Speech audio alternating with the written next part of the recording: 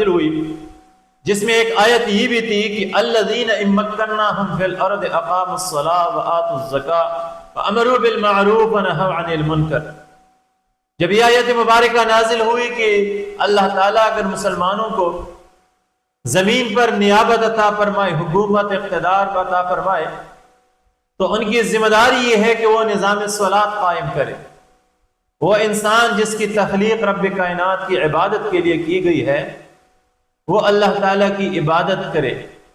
اور اسلامی حکومت پر یہ بات لازم ہے کہ نظام صلاۃ کا قیام کرے، لوگوں کو نماز پڑھنے کی پابند بنا دے، کیونکہ جب لوگ اللہ تعالیٰ کے مطیع نہ ہو، اللہ تعالیٰ کی فرمان بردار نہ ہو، وہ کبھی بھی معاشرے کے لیے سودمند فرد ثابت نہیں ہو سکتا۔ اس کے ساتھ ساتھ یہ حکم دی گئی کہ نظام زکوٰۃ قائم کرے۔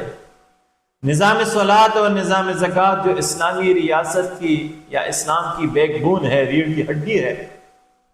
اسلامی معیشت کا تعلق زکوٰۃ سے ہے، تو اللہ کا حکم یہ ہے کہ اسلامی ریاست کا کام یہ ہے کہ وہ نظام زکوٰۃ قائم کرے۔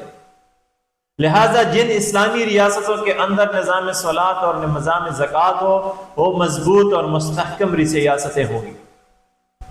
جہاں پر نظام صلاۃ اور نظام زکوٰۃ نہ ہو، وہ کمزور ہوگی، ان کی معاشی بدحالی ہوگی اور اخلاقی بے رہروئی وہاں پر ہوگی، فتنے اور فسادات ہوں گے،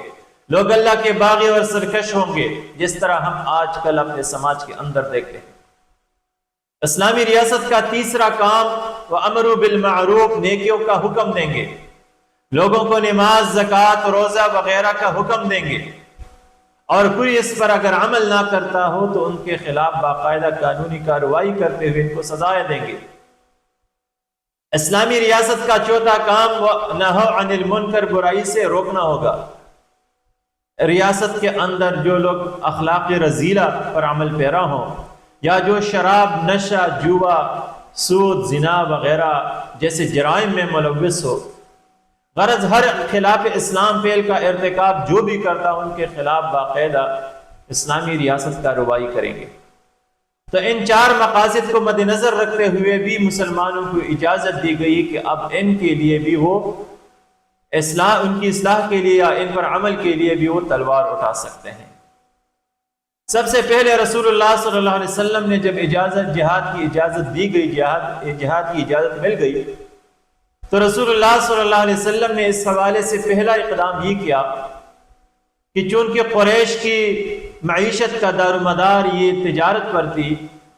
اور ان کی ایک مضبوط تجارت تھی شام کے ساتھ،